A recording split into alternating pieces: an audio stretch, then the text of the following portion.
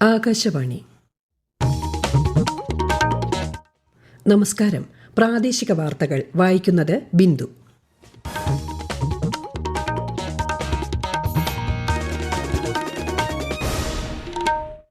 പ്രധാന വാർത്തകൾ. സംസ്ഥാനത്ത് അതിശക്തമായ മഴയ്ക്കൊപ്പം കെടുതികളും രൂക്ഷം. 9 ജില്ലകളിൽ ചുവപ്പ് ജാഗ്രത. മറ്റെല്ലാ ജില്ലകളിലും ലക്ഷദ്വീപിലും ഓറഞ്ച് ജാഗ്രത. നാളത്തെ സെറ്റ് പരീക്ഷ മാറ്റിവെച്ചു. മഴയെ തുടർന്നുള്ള അടിയന്തര സാഹചര്യങ്ങൾ നേരിടുന്നതിന് ആരോഗ്യവകുപ്പിന് ജാഗ്രതാ നിർദ്ദേശം നൽകിയതായി മന്ത്രി കെ മുരളീധരൻ. സംസ്ഥാനത്ത് ഓണക്കാല റേഷൻ വിതരണം തിങ്കളാഴ്ച ആരംഭിക്കും. വിലക്കയറ്റം നിയന്ത്രിക്കാൻ നടപടി സ്വീകരിച്ചതായി ഭക്ഷ്യമന്ത്രി അനൂപ് ജേക്കബ്. രാജ്യത്ത് ലഹരിക്കെതിരെ യുവജനങ്ങളെ അണിനിരത്തുന്ന നശാമുക്ത് പ്രചാരണ പരിപാടിക്ക് നാളെ തുടക്കമാകും. 2026-27 വർഷത്തേക്കുള്ള റിട്ടേൺ സമർപ്പണം ജൂലൈ 31 വരെ 5.9 കോടി കടന്നതായി ആദായ നികുതി വകുപ്പ്. കോമൺവെൽത്ത് ഗെയിംസ് വനിതാ വിഭാഗം ബോക്സിംഗിൽ ഇന്ത്യയ്ക്ക് ഇരട്ട സ്വർണം. വാർത്തകൾ വിശദമായി. സംസ്ഥാനത്ത് അതിശക്തമായ മഴയ്ക്കൊപ്പം കെടുതികളും രൂക്ഷം. 9 ജില്ലകളിൽ ചുവപ്പ് ജാഗ്രതയും മറ്റെല്ലാ ജില്ലകളിലും ഓറഞ്ച് ജാഗ്രതയുമാണ്. കോട്ടയത്ത് 2 മരണവും ഇടുക്കിയിലും മലപ്പുറത്തും 1 മരണം വീതവും റിപ്പോർട്ട് ചെയ്തിട്ടുണ്ട്. മഴ തുടരുന്ന സാഹചര്യത്തിൽ പൊതുജനങ്ങൾ അതീവ ജാഗ്രത പാലിക്കണമെന്ന് ദുരന്ത നിവാരണ അതോറിറ്റി അറിയിച്ചു. മഴ സാഹചര്യം കണക്കിലെടുത്ത് നാളെ നടത്താൻ നിശ്ചയിച്ചിരുന്ന സ്റ്റേറ്റ് എലിജിബിലിറ്റി പരീക്ഷ മറ്റൊരു തീയതിയിലേക്ക് മാറ്റിവെച്ചു. മോശം കാലാവസ്ഥയെ തുടർന്ന് കേരളം, കർണാടക, ലക്ഷദ്വീപ് തീരങ്ങളിൽ ഇന്നും നാളെയും മത്സ്യബന്ധനത്തിന് വിലക്കും ഏർപ്പെടുത്തിയിട്ടുണ്ട്. PSC ഇന്ന് നടത്തിയ 10ാം തരം പൊതു പ്രാഥമിക പരീക്ഷ എഴുതാൻ സാധിക്കാത്ത ഇടുക്കി, കോട്ടയം, പത്തനംതിട്ട ജില്ലകളിൽ നിന്നുള്ള ഉദ്യോഗാർത്ഥികൾക്ക് ഈ മാസം 22-ന് വീണ്ടും അവസരം നൽകുമെന്ന് അധികൃതർ അറിയിച്ചു. വനം വകുപ്പിൽ ബീറ്റ് ഫോറസ്റ്റ് ഓഫീസർ തെരഞ്ഞെടുപ്പിനായി ഇടുക്കി, മലപ്പുറം, വയനാട് ജില്ലകളിൽ ഈ മാസം 4, 5 തീയതികളിൽ നടത്താനിരുന്ന കായികക്ഷമതാ പരീക്ഷ മാറ്റിവെച്ചു. തിരുവനന്തപുരം ജില്ലയിൽ ശക്തമായ മഴയിൽ വ്യാപക കൃഷിനാശം. കാട്ടാക്കട, നെയ്യാറ്റിൻകര, പാറശാല ബ്ലോക്കുകളിൽ 23.6 ഹെക്ടർ സ്ഥലത്ത് കൃഷി നശിച്ചു. ഏറ്റവും കൂടുതൽ കൃഷിനാശം നെയ്യാറ്റിൻകര ബ്ലോക്കിലാണ്. ആകെ 29.1 ലക്ഷം രൂപയുടെ നഷ്ടമാണ് പ്രാഥമികമായി കണക്കാക്കുന്നത്. പത്തനംതിട്ടയിൽ മണ്ണിടിച്ചിൽ ഉണ്ടാകാൻ സാധ്യതയുള്ള പ്രദേശങ്ങളിൽ നിന്ന് ജനങ്ങളെ സുരക്ഷിത സ്ഥലങ്ങളിലേക്ക് മാറ്റും. മഴ സാഹചര്യം കണക്കിലെടുത്ത് നിറപുത്തരി ചടങ്ങുകൾക്ക് ശബരിമല എത്താൻ ശ്രമിക്കുന്ന ഭക്തർ കഴിവതും യാത്ര ഒഴിവാക്കണമെന്ന് തിരുവിതാംകൂർ ദേവസ്വം ബോർഡ് അഭ്യർത്ഥിച്ചു. കൂടുതൽ വിവരങ്ങളുമായി ആകാശവാണി പത്തനംതിട്ട ജില്ലാ പ്രതിനിധി ശ്രീജി എസ് ശ്രീധർ.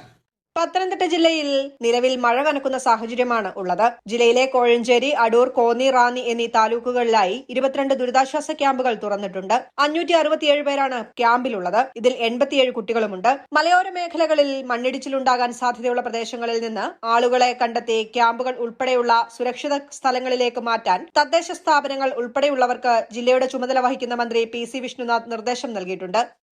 മലപ്പുറം ജില്ലയിൽ ജില്ലാ കളക്ടറുടെ നേതൃത്വത്തിൽ അടിയന്തര യോഗം ചേർന്ന് മഴക്കെടുതികൾ വിലയിരുത്തി. സുരക്ഷ മുൻനിർത്തി 13 കുടുംബങ്ങളെ വിവിധ ക്യാമ്പുകളിലേക്ക് മാറ്റി.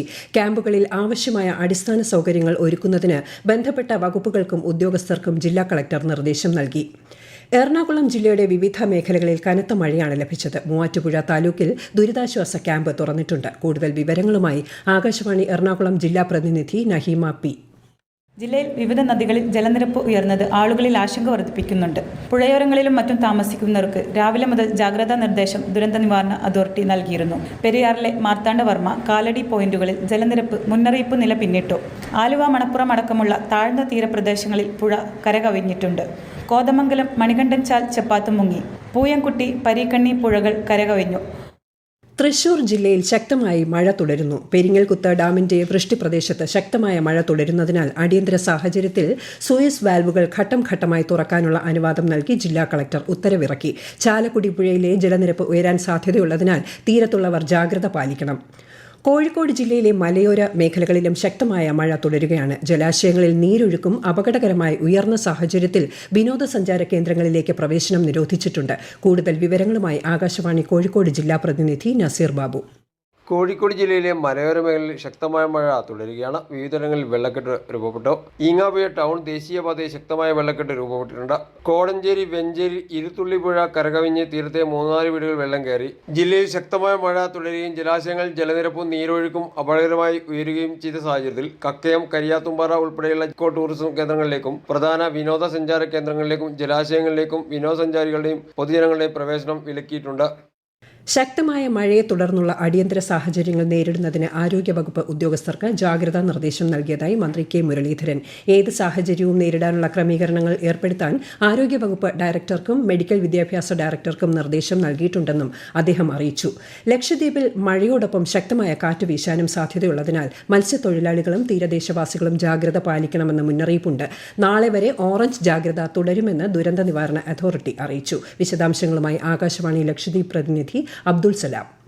ലക്ഷദ്വീപ് പ്രദേശങ്ങളിൽ ശക്തമായ കാറ്റ് വീശാനും ശക്തമായ മഴയ്ക്കും സാധ്യതയുള്ളതിനാൽ മത്സ്യത്തൊഴിലാളികൾ കടലിൽ പോകരുതെന്ന് ജില്ലാ ദുരന്ത നിവാരണ അതോറിറ്റി മുന്നറിയിപ്പ് നൽകി. കടലിൽ നങ്കൂരമിട്ട യാനങ്ങൾ സുരക്ഷിതമാക്കണമെന്നും തീരപ്രദേശവാസികൾ ജാഗ്രത പാലിക്കണമെന്നും കപ്പൽ യാത്രികർ നടത്തുന്നവരെ കൊണ്ടുപോകുന്ന ബോട്ടുകളിൽ യാത്രികർ ലൈഫ് ജാക്കറ്റുകൾ നിർബന്ധമായും ധരിച്ചിരിക്കണമെന്നും ദുരന്ത നിവാരണ അതോറിറ്റി അറിയിച്ചു. ഈ വാർത്തകൾ ആകാശവാണിയിൽ നിന്ന്. ആകാശവാണി വാർത്തകളും വാർത്താധിഷ്ഠിത പരിപാടികളും All India Radio News Thiruvananthapuram YouTube ചാനലിലും All India Radio News Thiruvananthapuram Facebook പേജിലും AR News_ തിരുവനന്തപുരം ഇൻസ്റ്റഗ്രാം അക്കൌണ്ടിലും AR News_TVM X ഹാൻഡിലും ലഭ്യമാണ്. ആകാശവാണി തിരുവനന്തപുരം പ്രാദേശിക വാർത്താ വിഭാഗം അവതരിപ്പിക്കുന്ന പ്രത്യേക പരിപാടിയായ നല്ല വാർത്ത എല്ലാ ശനിയാഴ്ചയും വൈകുന്നേരം 6:40 പ്രക്ഷേപണം ചെയ്യുന്നതാണ്. ഇന്ന് 6:30 പ്രാദേശിക വാർത്തകൾക്ക് ശേഷം നല്ല വാർത്ത കേൾക്കാം. സംസ്ഥാനത്ത് ഓണക്കാല റേഷൻ വിതരണം തിങ്കളാഴ്ച മുതൽ ആരംഭിക്കും. ഓണക്കാലത്ത് വിലക്കയറ്റം നിയന്ത്രിക്കാൻ നടപടി സ്വീകരിച്ചിട്ടുണ്ടെന്ന് ഭക്ഷ്യമന്ത്രി അനൂപ് ജേക്കബ് പറഞ്ഞു. ഇതിനായി സർക്കാർ വിപണിയിൽ ഫലപ്രദമായി ഇടപെടുമെന്നും മന്ത്രി പറഞ്ഞു. 2026-27 വർഷത്തേക്കുള്ള റിട്ടേൺ സമർപ്പണം ജൂലൈ 31 വരെ 5.9 കോടി കടന്നതായി ആദായ നികുതി വകുപ്പ് അറിയിച്ചു.